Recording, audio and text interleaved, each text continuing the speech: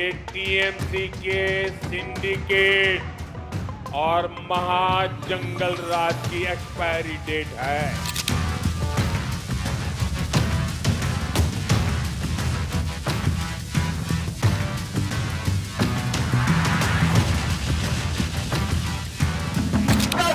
समाप्त हुआ है। बहुत परेशान कर लिए बंगाल की जनता को।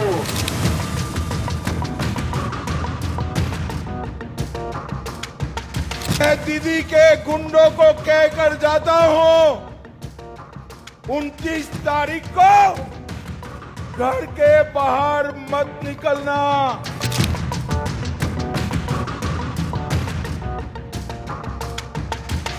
पहले चरण में दीदी के गुंडे घर के बाहर नहीं निकले हैं।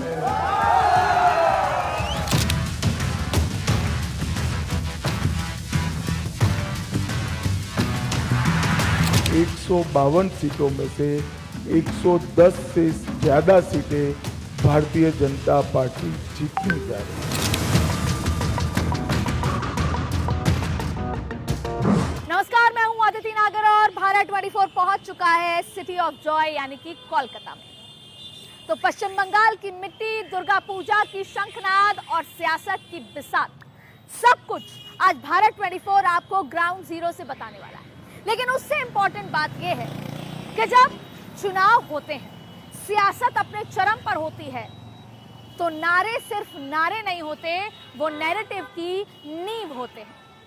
नारे भले ही छोटे लगें, लेकिन उन छोटे नारों के पीछे सियासत की बड़ी बड़ी कहानियां होती हैं। इसीलिए पश्चिम बंगाल का चुनाव अपनी सियासत के चरम पर है। यहाँ पे तापमान जितना ज्यादा है, उससे भी कहीं ज्यादा राजनीतिक तापमान है। और वैसे भी पार्टी, भारतीय जनता पार्टी के जो चाणक्य हैं, वो जब जब अपने विरोधियों के लिए चक्रव्यूह रचते हैं, स्ट्रैटेजी बनाते हैं या नारे गढ़ देते हैं, और अगर उस चक्रव्यूह में विपक्षी आ जाता है तो उसका चित हो जाना, शिकस्त निश्चित हो जाती है। इसीलिए क्या कहती है बंगाल की मिट्टी, क्या है सियासी समर के इशारे और क्या है यहाँ की जनता, ममता के लिए जनता की भावना, वो सब कुछ आपको हम यहाँ से बताएंगे। लेकिन आपको बता दें कि जब जब भी पार्टी के पूर्व राष्ट्रीय अध्यक्ष और रणनीतिकार सड़क पर उतरते हैं, तो वो केवल सिर्फ शब्द नहीं होते, वो शब्दों के बाण होते हैं जो विपक्षियों को चित करने के लिए बहुत होते हैं। इसीलिए उन नारों में क्या कुछ है बंगाल की सियासत के बारे में, वो सब कुछ आपको बताएंगे। और शुरुआत करेंगे उस नारे के साथ जो अमित शाह ने कही कि भय से भरोसे तक। क्या मतलब है इसका, और इसके अलावा तमाम नारों का आज ABCD उन नारों के पीछे की राजनीति की और उसके बाद आने वाले नतीजों की। देखते रहिए भारत 24 और रहिए हमारे साथ कोलकाता की गलियों में।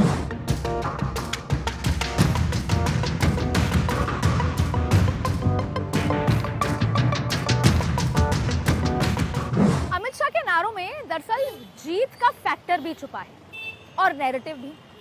दरअसल आपको याद होगा 23 तारीख को अमित शाह ने जिक्र किया 29 तारीख का। 23 तारीख को बंगाल में पहले चरण का चुनाव हुआ, लेकिन 29 तारीख का जिक्र, क्योंकि 29 तारीख को आखिरी और दूसरे चरण और इस चुनाव के आखिरी चरण का चुनाव होना है, मतदान होना है। और गृह मंत्री अमित शाह ने मतदाताओं को संदेश दिया, माताओं बहनों को संदेश दिया और एक बात कही, कहा घर से मत निकलना। और आगे भी बहुत कुछ कहते हुए उन्होंने ये सीधा संदेश दिया यहाँ के गुंडों को, ममता दीदी के गुंडों को, टीएमसी के कार्यकर्ता के नाम पर कर रहे गुंडाई का, जो गुंडागिर्दी करते हैं, लोगों को बूथ तक नहीं पहुंचने देते और सोसाइटीज में ताले तक लगा देते।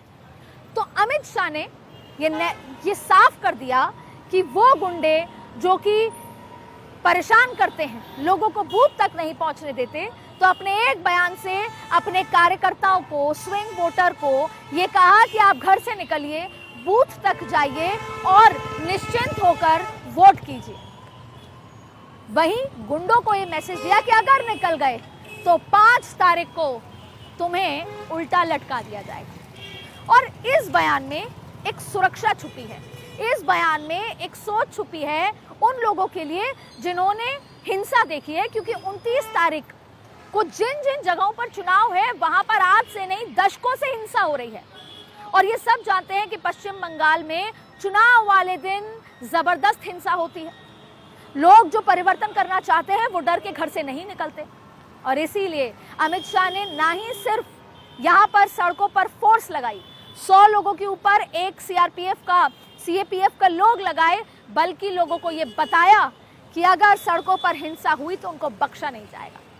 तो अमित शाह ने अपने एक बयान से महिलाओं को सुरक्षित महसूस कराया, लोगों को आश्वासन दिया कि अगर परिवर्तन होता है तो फिर भारतीय जनता पार्टी है एकमात्र जो कि टीएमसी के सामने खड़ी हो सकती है। और सीधा सीधा कहा, ममता सरकार को चुनौती दी और ये बोला कि वो निर्मम सरकार है।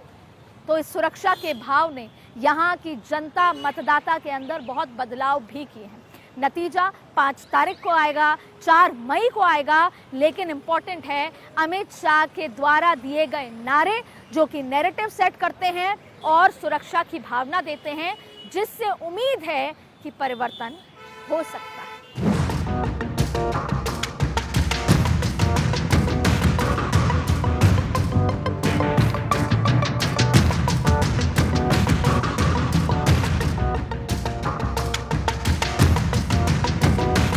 राजनीति में नारे मंशा को तय करते हैं कि अगर सत्ता में कोई पार्टी आएगी तो वो क्या करेगी, उसकी क्या सोच है।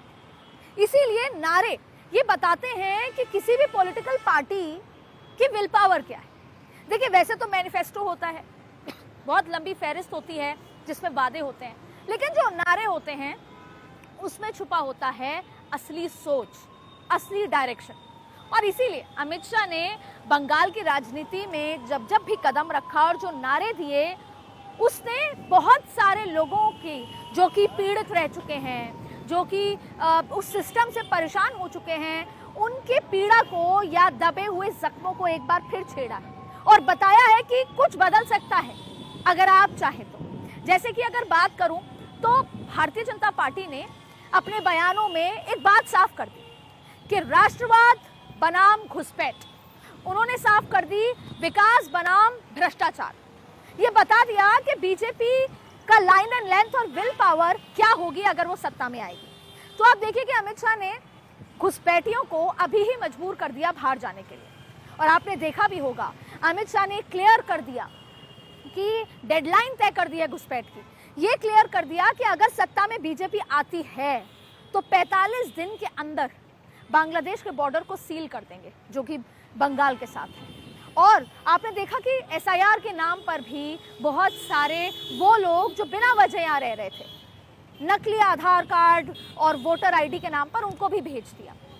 तो ये तमाम वो बातें हैं जो एक बड़ा समुदाय है जिन्होंने दशकों से उस पीड़ा को सहा है, वो लोग ये महसूस कर रहे हैं कि वास्तव में अगर ऐसा होगा, ट्रेलर दिखा दिया है, और अगर सत्ता में बीजेपी आती है तो पूरी फिल्म होगी और शायद अब जाकर हम सुरक्षित हो पाएं।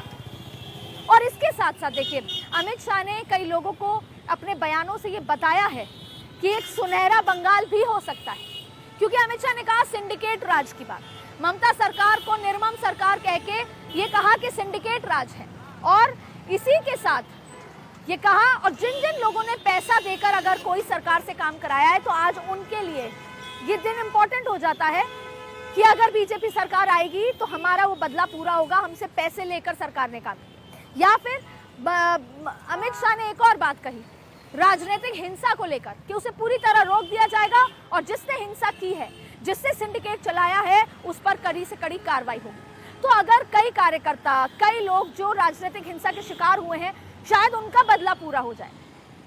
तो यहाँ पर आकर लोगों से बात करके ये लगा कि ये जो नारे हैं ना, वो केवल शब्द नहीं हैं, कई लोगों के दिल के तार उन नारों ने छेड़े हैं, और शायद वो दिल उस रास्ते पर निकल जाए कि बीजेपी को सत्ता की सीढ़ी पर ले जाए, क्योंकि बीजेपी ने ममता दीदी को कटघरे में खड़ा कर दिया कि उन्होंने कुछ नहीं किया। लेकिन एक बात, यहाँ पर अमित शाह के सामने ममता दीदी खड़ी हैं, और ममता दीदी स्ट्रीट लीडर है, वो सड़कों से अपनी उन्होंने लड़ाई शुरू की है। तो वो भी डट कर नारों के साथ, इमोशंस के साथ, वादों के साथ आगे लगातार लड़ रही हैं। इसलिए यहाँ का जो चुनाव है वो बड़ा क्लोज फाइट है। कौन से नारे किसके दिल को छुएंगे वो 5 तारीख को ही पता चलेगा।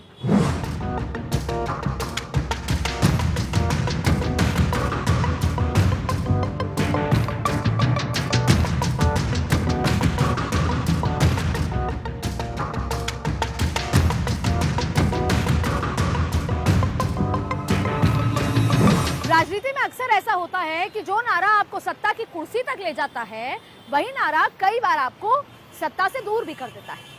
तो भारतीय जनता पार्टी वही करने की कोशिश कर रही है और गृह मंत्री अमित शाह ने ममता बनर्जी का जो सबसे लोकप्रिय नारा है, मां माटी मानुष, उस पर प्रहार करके ममता दीदी को राजनीतिक चोट देने की कोशिश की। कैसे वो मैं आपको बताती हूँ, लेकिन उससे पहले आपको याद दिला दूं कि मां माटी मानुष ये वही नारा है जिसने 2011 में ममता दीदी को सत्ता में लेकर आया था। यह नारा और 35 साल का शासन, लाल झंडे का शासन से बाहर कर दिया था। वामपंथ को उखाड़ कर फेंकने वाला यही नारा अब अमित शाह ने इसको ममता दीदी के खिलाफ ही इस्तेमाल किया। अब ये प्रहार ऐसा है कि अमित शाह ने इन तीनों शब्दों को इस तरीके से इस्तेमाल किया कि ऐसा लग रहा है कि वो ममता दीदी की सरकार की सबसे बड़ी विफलताएं रही हैं। पहला, मां मतलब महिलाएं, और अमित शाह ने कहा कि बंगाल में तो महिलाएं सुरक्षित ही नहीं हैं। आरजी कर, संदेश खाली, इन तमाम मुद्दों का जिक्र करते हुए ये कहा कि जिस राज्य में महिला मुख्यमंत्री है और उसके बावजूद भी महिलाएं आतंक के साए में जी रही हैं, तो फिर कैसा ये नारा। दूसरा, माटी, अमित शाह ने इसे बंगाल की माटी और घुसपैठ से जोड़कर देखा। उन्होंने कहा कि ममता दीदी ने तो अपने वोट बैंक की राजनीति के लिए घुसपैठ का सहारा लिया, बंगाल में घुसपैठ बढ़ावा दिया और बंगाल की माटी की डेमोग्राफी ही बदल डाली। सिर्फ वोट बैंक के लालच में नुकसान पहुंचाया बंगाल की माटी को। तीसरा, मानुष, अमित शाह ने कहा कि मानुष मतलब आम आदमी, और आज सरकार में ऐसे हालात हैं कि अगर किसी आम आदमी को कोई सरकारी योजना चाहिए तो टीएमसी के नेता कार्यकर्ता को कट मनी देना होगा और उसके अलावा भी हिंसा झेलनी होगी, गुंडों से भिड़ना पड़ेगा, गुंडागिर्दी झेलनी होगी। तो अमित शाह ने मां माटी मानुष के नारे को ऐसा पलट कर रख दिया कि वो ममता के साथ नहीं, ममता के सामने जा खड़ा हुआ और अब लोग इन बातों पर वोट करने निकले।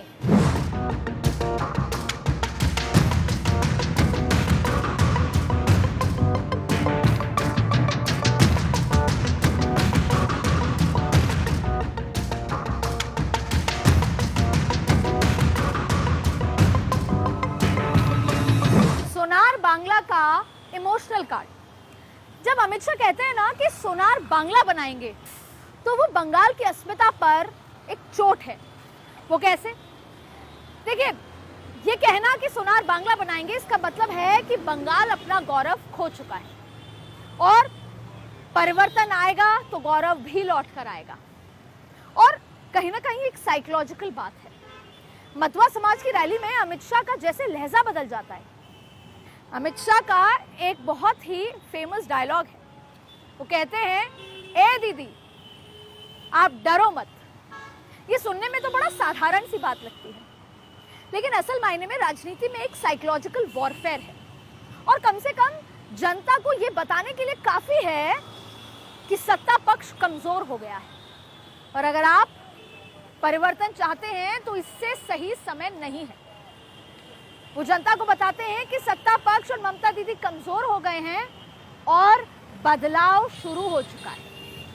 और उससे बड़ी बात कि अमित शाह इन नारों के लिहाज से साइकोलॉजिकली लोगों को समझाना चाहते हैं। वो बताना चाहते हैं कि बंगाल अपनी अस्मिता खो चुका है और उसे अब बीजेपी ही लौटाकर वापस ला सकती है।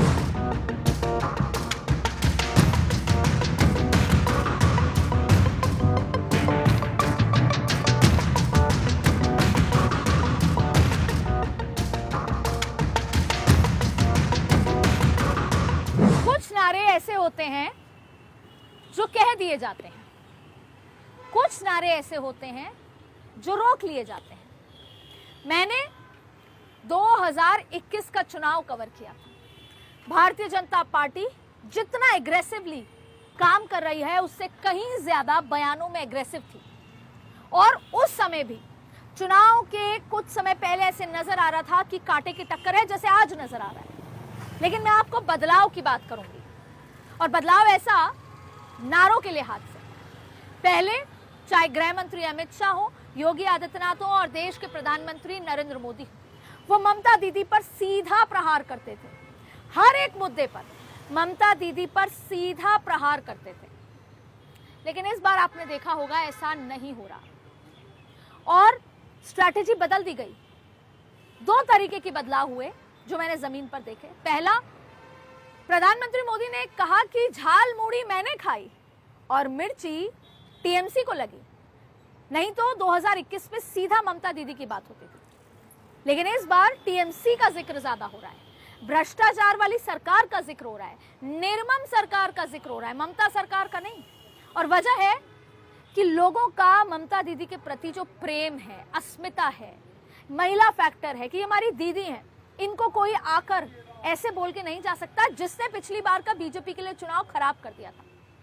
बार बार निर्मम सरकार, टीएमसी सरकार, भ्रष्ट सरकार की बात है। ममता दीदी को डायरेक्ट टारगेट नहीं किया जा रहा, क्योंकि पिछली बार नैरेटिव बन गया था कि दिल्ली से आए लोग और हमारी दीदी, हमारी अस्मिता, और बीजेपी बाजी हार गई थी। और इसलिए इस बार भ्रष्टाचार का, सिंडिकेट सरकार का, तमाम तरीके के जो नैरेटिव गढ़े गए हैं, लेकिन टीएमसी के लिए, ममता दीदी के लिए नहीं। इसलिए नैरेटिव में बदलाव है और बार बार लोकल का जिक्र है। बार बार कहा जा रहा है कि मुख्यमंत्री बनेगा बीजेपी की तरफ से तो वो बांग्ला बोलता होगा, मछली खाता होगा। बीजेपी वो फर्क जो है लोकल और बाहरी का, उसको पूरी तरीके से खत्म किया। राष्ट्रीय जो नेतृत्व है उन्होंने ज्यादा बयान नहीं दिए, लोकल नेताओं ने ही बयान दिए, लोकल लोगों को ही आगे रखा गया, जिससे कि वो जो एक खाई थी बाहरी की और लोकल की, उसको खत्म करने की कोशिश की है। अनुराग ठाकुर ने मछली खा ली, सबने मछली बांट ली, झाल मूड़ी प्रधानमंत्री ने खा ली, जिससे वो खाई है वो कम हो जाए।